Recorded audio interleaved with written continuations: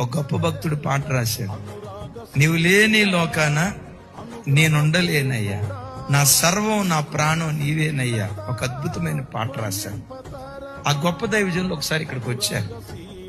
ఆ అన్నతో మాట్లాడుతాను, అన్న మీరు రాసిన పాట చాలా ప్రతిదీ చాలా బాగుంటాయి, కానీ ఆ పాటలో ఈ పదం అంటే నాకు భలే ఇష్టం అన్నా.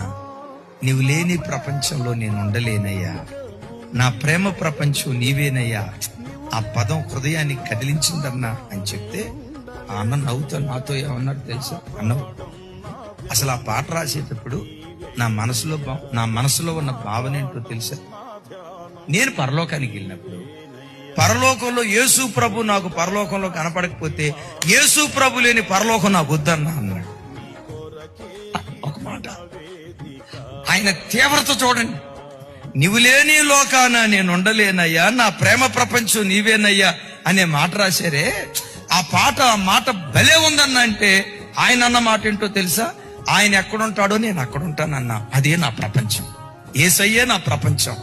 నా ఊహ ఎలాంటిదంటే, నేను పరలోకానికి వెళ్ళిన తర్వాత యేసయ్యే పరలోకంలో సింహాసనాసీనుడు అయి ఉంటాడు. నా ఆలోచన ఎలా అంటే, ఒకవేళ పరలోకంలో యేసు ప్రభు కనపడకపోతే యేసు ప్రభు లేని పరలోకం నాకు వద్దన్నా. నా ప్రపంచం ఆయనే అయ్యుండు. దేవుని మందిరాన్ని ప్రపంచంగా చేసుకో.